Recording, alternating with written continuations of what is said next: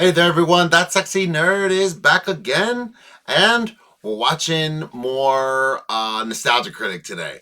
So now he's doing Galaxy Quest, and I'm surprised he's actually doing this movie. And that, or actually more that he hasn't done this movie.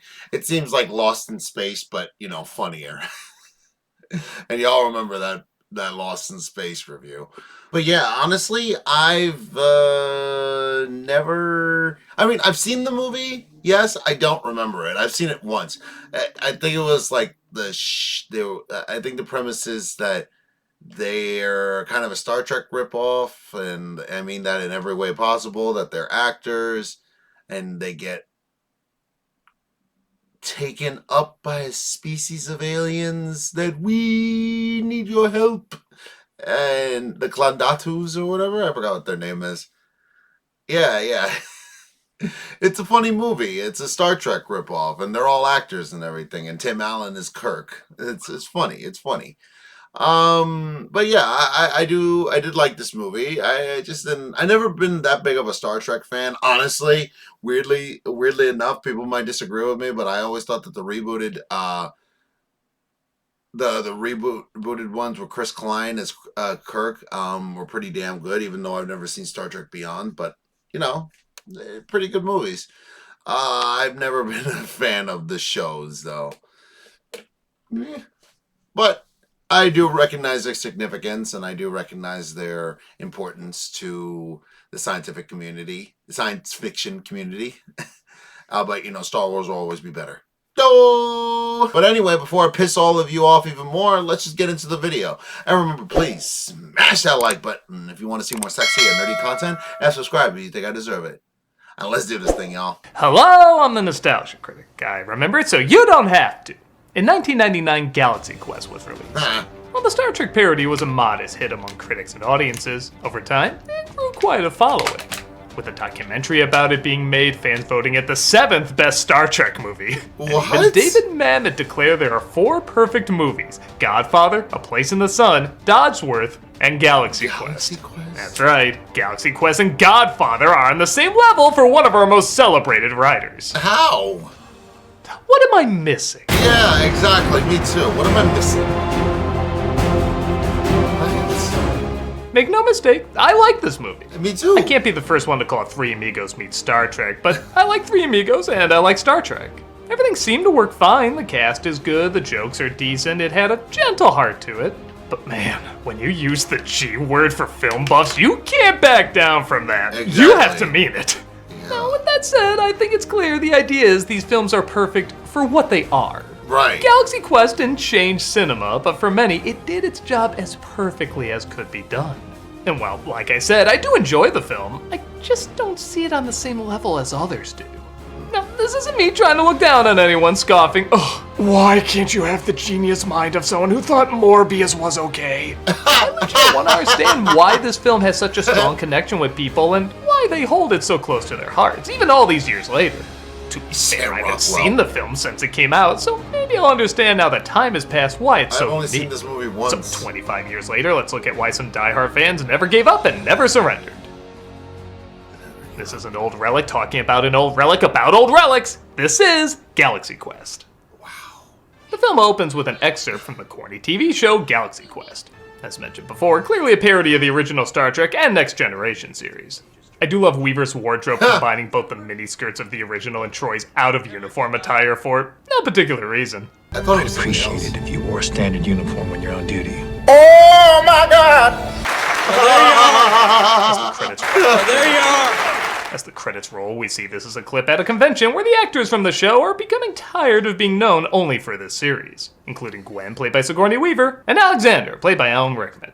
The only one who seems to enjoy it is Jason, played by Tim Allen, who respects the attention he gets, but not the people giving it, as he constantly shows up late. Shatner. They really do love him. Yeah, almost as much as he loves himself. Well, I think this is way too harsh and obvious commentary on Walter Koenig. We all know about his ego, but the man's a legend. man. Oh my god, the voice of Alvin from Alvin and the Chipmunks! Oh, In what? the quasar dilemma, remember you used the auxiliary of deck B for gamma override. The thing is, His blueprints name. clearly indicate that deck B is independent of the guidance matrix. As someone who's now been on the other side of that table, I can vouch, we remember every single solitary detail about what we filmed, and if we say we don't, it's because we personally hate you. Oh, What he thinks are more fans, led by Mathesar, played by Enrico Calatoni, who claim they're Thermians from another galaxy who needs the team's help. I know. Thermians from the Klaatu Nebula. We need your help. And you know, that voice is either gonna do it for you or it's not. When I first saw it, it got on my nerves, but looking back, it does sound like an alien translator trying to emulate our way of speaking with a unique accent we've never heard before. It's an accent that's hard to describe, too. The best description I've heard is melodic yet monotone. Please, Commander, you are our last hope. It's like if Stephen Hawking's voice box was trying to sing. It kind of grew on me. Jason constantly tries to hit on Gwen, who was an old fling, but now wants nothing to do with him. And I never put together that while he's constantly surrounded by her, he can never actually get the real thing. It's a subtle touch. Wow. First big error in the movie, if you're a guest at a con, you never use the urinals. You don't even look over there, man. Every interaction would be, Keep your eye on the road, Dick. here's two kids bad-mouthing him and calling him a has-been. He instantly gets depressed. There is no quantum flux. There's no auxiliary. There's no goddamn shit. Years of academy Training wasted. I thought the scene would be a little funnier if he just said, There's no auxiliary. There's no god. You got it? and yes, I will admit that is one of the problems I have with the movie. I feel like it could go meaner. Yeah. In fact, that was the original idea. The film was supposed to be much darker and mean-spirited, even earning an R rating at first. That would've been You funny. can still see snippets of that version left behind here and there. Well, screw that! What? Well, screw that! Well, screw that! That ain't what you said. I love Star Trek, but I admit when it comes to mocking it, I'm of the mindset the more cynical the better. Rip it apart, show why this utopian future Yes. doesn't make sense, point out the Yes. ethical inconsistencies, make fun of how often this perfect world building doesn't follow its own rules. And doing so Jesus. doesn't mean you Yeah. See, I agree. I would have said more the animated one because I was watching that one for a while. The one on Prime. That shows. I mean, ironically, that show is funny and it shows how messed up Star Trek really is. You hate Star Trek, quite the opposite. It means it struck a chord with you that you hold dear and love to talk about. And you love it even when you hate it. I personally find all that more interesting. But that's not what this film is trying to be, and I should accept that. This movie lightly mocks the Star Trek world and the people who made it. In fact, if you've never heard of Star Trek, you could watch this film and still enjoy it. It's very Exactly. clever that way. But most audiences know what they're doing. Hell, it was voted the 7th best Star Trek movie. And I think it's trying to be a loving homage that keeps the same optimism and hope as the series, while also offering a playful jab at the fans and actors. I just think comedy's funnier when you jab a little harder, but I should judge it on what it is and not what I want it to be. With that said, the film does want to balance it with a fair amount of drama too. And all the actors very smartly play it straight. Despite him being a little sleazy, you do sympathize with Jason and his obsession over the glory days of his career. Right. He gets so depressed he drinks his Glenlivet with ice. Buddy, you don't know what you're doing! His alien friends from before drop by and he thinks they're there to take him to another Your gig. help. Sir, I am Lank. Please let me know if you have any requirements. Weapons, documents, personnel. Dwight, you ignorant slut! Ah, yeah. Leaves as they take him to the space station he thinks is all a set. Again, maybe a hint of the R-rated version sneaks in here and there. Darius is the bad guy, right? Oh, yes, sir. He is a very bad man who captured our females for his own demented purposes. Hey, come on, this is perverted Star Trek, not perverted Star Wars! Well, Flies on their enemy thinking it's all fake, but when they send him back home, that's when he realizes he's in the real deal.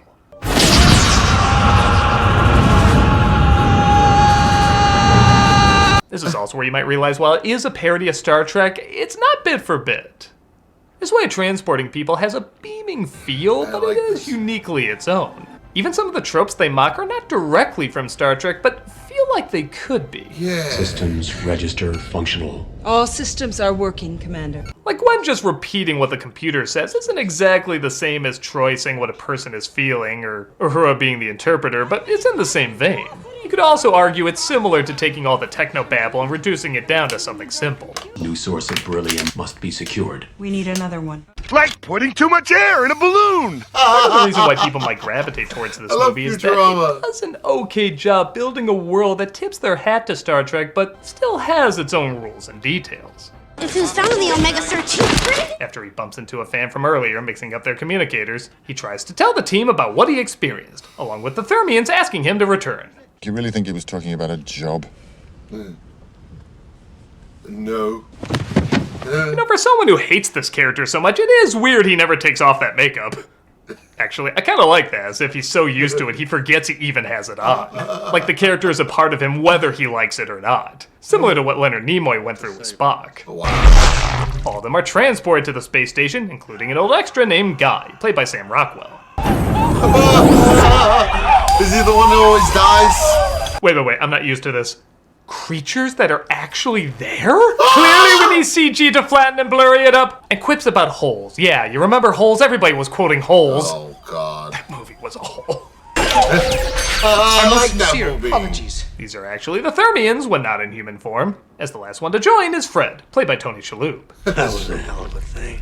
And like most Tony Shalhoub characters, I don't know why he is the way he is. I just love that he is. Right? Did you first receive transmission of your historical documents? You've been watching the show? Historical documents. No, it's not like sci-fi fans at all. It isn't historical documents, it's biblical text.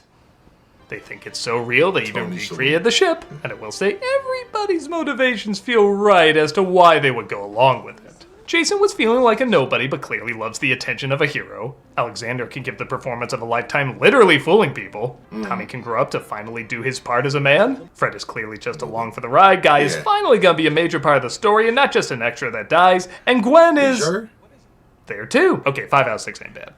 Take us out. Excuse me? They designed those controls after watching you. They're also allowed to say, "Shut up, Tommy," at any point. After a literal shaky start, the ship is off and they find out their enemy wants a device called the Omega-13.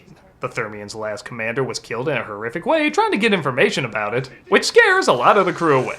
If you have any mercy within you, please, let me die. Again, I think I would have loved the R-rated version of this. Like, maybe an eyeball and whatever Thermian private parts look like splattered on the screen would have made the runoff funnier. Even the G-rated Bugs Life had a drawing of the horrors they were going to encounter. Come on, you can push it a little further. That's right. Yo, that thing was horrific, right? That whole scene in Bugs Life, I couldn't believe what I was seeing for a second when I was a kid. I'm like, really? Your presence is required on the command deck. As they try to leave, Sarah shows up, though, making it impossible for them to escape. How you doing? Better than my lieutenant. Oh, Okay, some of your R rating is shining through. I respect that. They, of course, muck up the negotiations, and Saris ends up firing on them. They lose him in a minefield, but the ship and crew have taken major damage. I'll take him to medical quarters. Thanks, Matheson.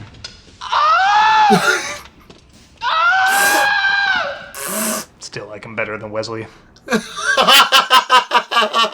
Our heroes try to confess they're not the characters from TV, but the Thermians don't seem to follow, leading to maybe the funniest line in the film. Surely you don't think that Gilligan's Island is a... Those poor people. Almost as sad as that political documentary. But now the sitcom about the two old guys who can't talk running things, that was hilarious. yeah, I know, it's super hilarious. That might contain energy to fuel their ship, so they head on down there to see what they can find. They approach some creatures that at first seem cute, but later are... No. Not.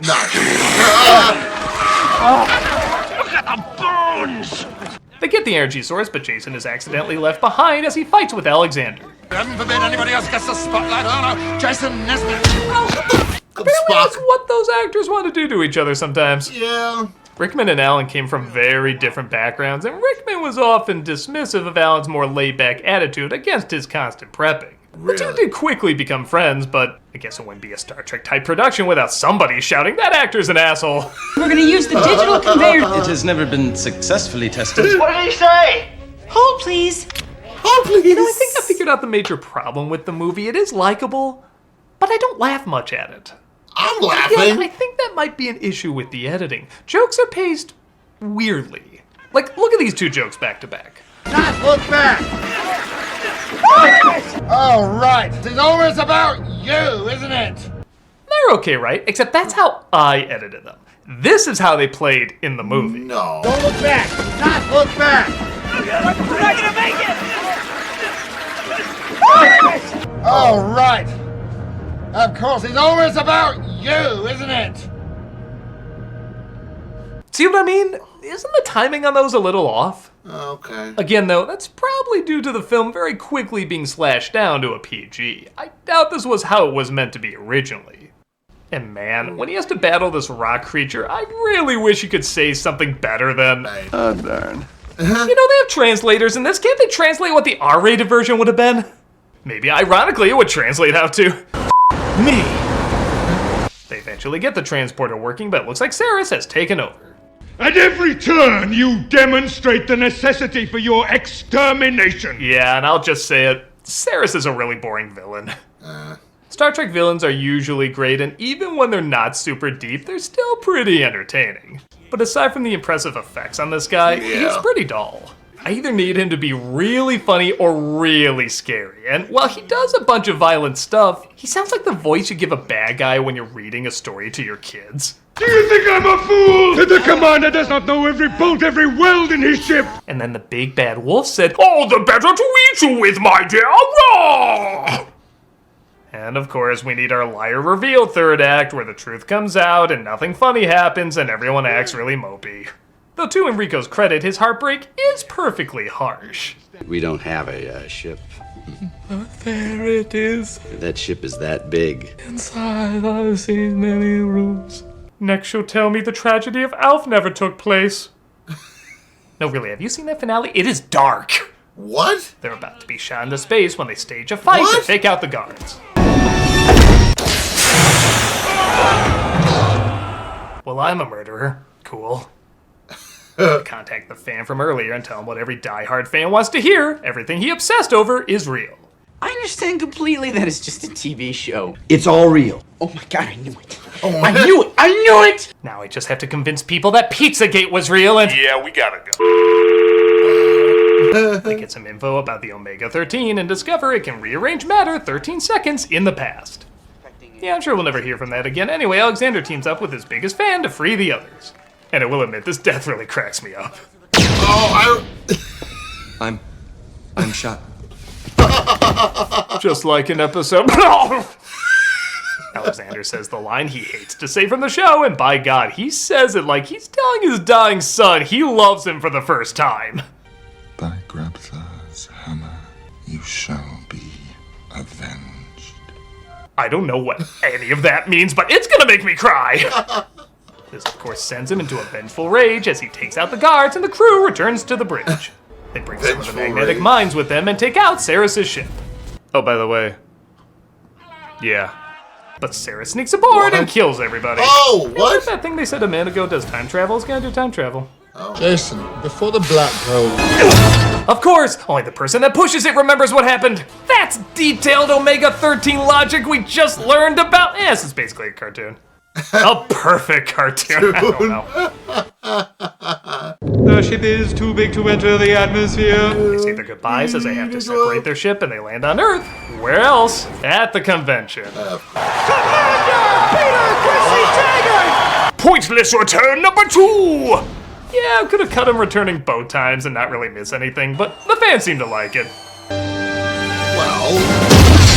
And you know, maybe that's the secret. It's a Star Trek movie for fans that's not a Star Trek movie for fans. I still don't see it as a perfect film, as I feel like the jokes have good ideas, but rarely get that many laughs out of me. A lot of that is due to the awkward timing and editing that was probably a rush job due to quickly trying to make it family friendly. But taking that out of it, which yes, is a lot to ignore for a comedy, there is an optimistic kindness about it. Now, that doesn't mean it's always happy and upbeat. If anything, true optimism is aware of the dangers and chooses to still be positive. And that's what this film presents. It's not as dark as I would like it, but it does incorporate a lot of messy deaths and threats that gives it, okay, a soft edge, but still an edge. I was talking about how I wanted the film to be a little meaner container to the franchise and sci-fi and fandoms and so forth, but honestly, looking back, it is kind of refreshing that it doesn't. There's enough infighting and snobbery and pissed off people in these fandoms, so it is kind of nice seeing a film where the fans are weird but helpful. The heroes are aggravated but find the love for what they inspired, and their series is flawed but still brings joy in a meaningful way. For as much as we get lost in the annoyance of fandom, this film does celebrate why many of us become fans to begin with, and appropriately enough, create new fans with this film. Like I said, I think it's far from perfect, but the characters all have arcs, the world is inventive, and the love for what it's satirizing is felt in every frame. It's just so happy in what it is that I can't help but feel happy for what it is too. I'm the Nostalgia Critic guy, remember? So you don't have to. Galaxy Quest. And what can you say?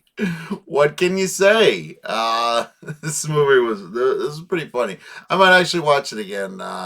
But I'm also seeing why I didn't watch it another time. I didn't really, get that much into it. But, what do you guys think? Let me know what you guys thought of this movie in the comments below. And remember, please, smash that like button if you want to see more sexy and nerdy content. And subscribe if you think I deserve it.